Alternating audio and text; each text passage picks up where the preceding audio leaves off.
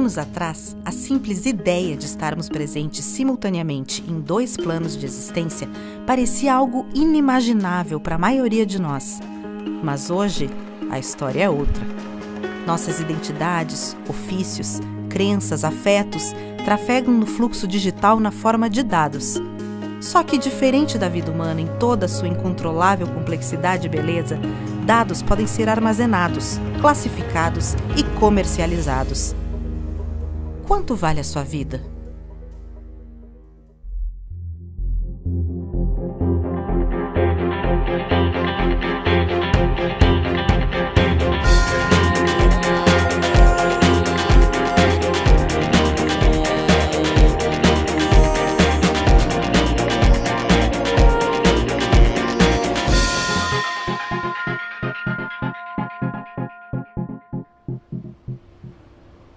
Como é que o Google se monetizou, por exemplo?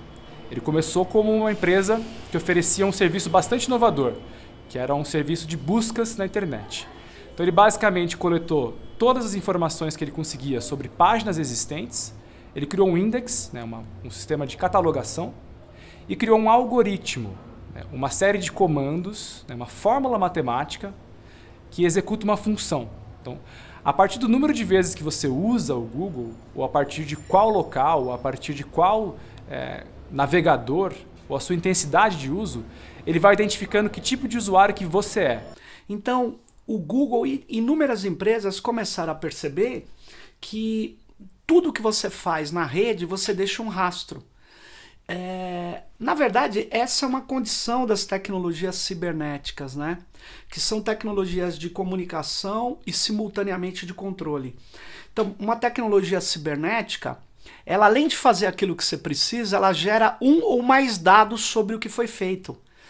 Pronto, aí está a dinâmica que nós estamos vivendo hoje. E essas empresas estão fazendo muito dinheiro nesse sentido, né? De entregar para outras empresas quem nós somos, o que nós gostamos, o que nós não gostamos, como a gente está se sentindo. E aí, acho que como a gente está se sentindo, parece uma informação que não é relevante, mas é cada vez mais relevante para a economia. Então, se a gente está se sentindo triste, se a gente está se sentindo feliz, se a gente está se sentindo vulnerável, isso coloca a gente com possibilidade da gente comprar mais ou comprar menos, da gente querer buscar um financiamento para comprar um carro ou não. Os dados não são mais captados por sensores parados, câmaras que você passa em frente só. Você tem empresas que vão atrás dos dados. Então, quando eu coloco um intrusor na sua máquina, um cookie, um pixel, uma rotina, um script, eu estou indo atrás de um dado, eu não estou parado esperando. Então, nós temos uma mudança. Hoje você tem o fenômeno da caça aos dados. Né? Um fenômeno que não é só um fenômeno passivo, é uma ação ativa. Essa ação ativa não é natural. Ela foi feita porque se estruturou modelos de negócio muito em função do mercado financeiro, do capital financeiro, que está na origem dessa velocidade toda e dessa captura massiva de dados. Ele vai coletando cada vez mais dados e informações suas, e aí ele te oferece um grande benefício, entre aspas, que seria a sua busca fica cada vez mais personalizada. Como ele sabe o tipo de uso que você faz e quem você é a partir dos seus dados, teoricamente ele oferecia o que você queria acessar. Ao mesmo tempo, ele gera informações muito preciosas para oferecer uma propaganda direcionada. Então o Google, por exemplo, ele pega toda essa base de dados, de informações pessoais dos seus milhões de usuários, e ele chega ao mercado de publicidade e diz, olha, se você quiser atingir um público específico, eu sei como chegar nesse público, a partir de forma agregada, olhando para toda uma categoria de populações. Ofertar produtos e serviços sob medida para cada indivíduo. Ofertas de passagens aéreas surgem instantaneamente na tela logo após uma conversa particular com um amigo. Um anúncio de um sapato já no número que você calça e na sua cor favorita. Nada escapa das poderosas ferramentas de detecção plantadas nos códigos dos aplicativos que usamos. E por mais invasivo que isso possa parecer, o lado positivo é sempre mais aparente. É um serviço personalizado, uma atenção especial, pensamos. Assim, fica difícil perceber os aspectos negativos da abertura total e irrestrita da nossa privacidade. Mas eles existem e são muito graves. Uma das coisas que eu acho que a gente precisa veicular mais é que existe uma discriminação econômica no mundo do Big Data e da coleta de dados. As pessoas não são discriminadas só porque elas são criminosas, ou elas são discriminadas também de acordo com o seu perfil de consumidor. E aí a gente está falando, por exemplo, de coisas que podem parecer pequenas, mas, por exemplo, uma pesquisa, se não me engano, do Washington Post mostrou que homens orientais comprando em lojas online pagavam mais em eletrônicos. Então, a gente está falando desde esse tipo de discriminação, de você pagar mais, porque você não está tão perto de uma loja física que possa te dar o mesmo produto, até uma discriminação que pode levar a você não conseguir um empréstimo para sua casa, você pagar mais no seu plano de saúde. Não necessariamente são informações que você acha que estão correlatas.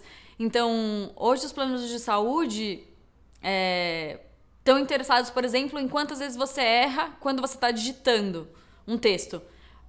Quantas vezes ou se você digita rápido, se você digita com força, com pressão, porque isso fala sobre o seu estado de saúde mental. E talvez essa seja uma informação mais importante do que uma informação que você daria preenchendo uma tabela. Então, a gente está chegando numa sociedade que a discriminação econômica ela vai crescer muito. E quando você for, por exemplo, parcelar uma televisão, você não tem o seu acesso ao parcelamento habilitado, porque o seu dado foi transmitido por uma empresa de pontuação de risco e essa empresa de pontuação de risco passou por um lojista e fez um ato discriminatório sobre você. Ele falou, você não tem capacidade de comprar, portanto você está fora do nosso modelo econômico. E aí a gente está falando que as pessoas que utilizam serviços públicos, elas estão ainda mais vulneráveis, porque elas são praticamente obrigadas a fazer parte de bancos de dados gigantescos que a gente não sabe muito bem como eles são geridos. No Brasil, a discussão sobre uma lei de proteção de dados pessoais já se arrasta há alguns anos no Congresso Nacional. A disputa sobre o texto entre empresas, governo e sociedade civil permanece sem definição. Enquanto isso, a coleta e uso de dados pessoais continua sem regulação. Quando você olha aqui no Brasil, o debate feito em torno da Lei Geral de Proteção de Dados Pessoais, que é um negócio que o Brasil está atrasadíssimo. Discute-se desde 2009, 2010, a importância de estabelecer direitos para os cidadãos com relação aos seus dados. Então, a pessoa teria o direito básico de entender quais dados são coletados por uma empresa. Ele teria o direito de se opor quando ele identifica que tem dados excessivos. Por exemplo, você abre um aplicativo de busca de passagens de ônibus e o aplicativo pede o seu contato de agenda telefônica, as suas fotos, os seus vídeos, o acesso à sua conta de Google e o seu Dropbox. Não tem porquê um serviço de comparação de passagens de ônibus acessar suas fotos, seu Dropbox, sua conta de e-mail. Então, obviamente, as empresas querem que esse modelo não vá para frente, porque elas não querem assumir os custos de monitorar quem são os parceiros comerciais que elas contratam, e quais são as técnicas de análise de dados pessoais e quais são os riscos que ela apresenta para o cidadão. Então, é impressionante o modo como esse lobby se organizou no Congresso, para flexibilizar a legislação, então retirar alguns direitos. Por exemplo, eles não concordam com o conceito do que seria dado pessoal. Eles acham que dado pessoal deveria se restringir às informações de uma pessoa identificada. Então, o seu nome, o seu CPF, o seu RG, o seu endereço, sem considerar os metadados. O metadado é tão importante quanto o dado na sociedade da informação. Por exemplo, ele diz aonde é o endereço que você acessou, quanto tempo você ficou nele, ele é o cabeçalho do e-mail e o local que veio para o local que vai. Então isso é o metadado. Então o metadado e o dado constituem o que a gente chama de rastro digital. Então se você combinar a sua geolocalização com o tipo de aparelho que você usa, com a quantidade de vezes que você acessa um aplicativo, e outras informações sobre qual IP que você está se conectando, com qual provedor, se você combinar todas essas informações, você chega a uma pessoa, você identifica ela. Então, por isso é fundamental que a gente comece a ter uma lei de proteção de dados pessoais que trate tanto do ambiente analógico quanto do ambiente digital. O fato é que não precisamos mais de acesso de conexão à rede para existir nela. Hoje, as nossas informações de seguro social, movimentações financeiras, cadastros em serviços públicos fundamentais, tudo aquilo que nos identifica como cidadãos já trafega na rede.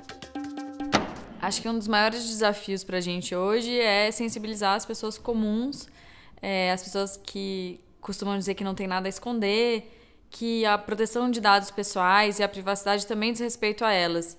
E muitas vezes isso acontece das pessoas não acharem que não é importante ter controle sobre os seus dados pessoais, porque esse modelo, né, ele parece invisível. A gente não consegue acessar como ele funciona. É extremamente importante deixar claro que proteção de dados pessoais não é somente para quem usa aplicações de internet ou quem se conecta à internet.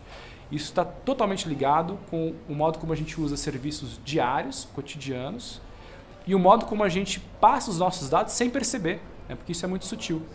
E quais deveriam ser os nossos direitos para proteger esses dados? Nós temos que recuperar a liberdade. E a liberdade hoje, ela está colocada, tem um novo tipo de liberdade. É a liberdade de não ser classificado por algoritmos. É a liberdade de não ser modulado por algoritmos. É a liberdade de nós podermos escolher o que a gente quer nisso que eles chamam de dilúvio da informação.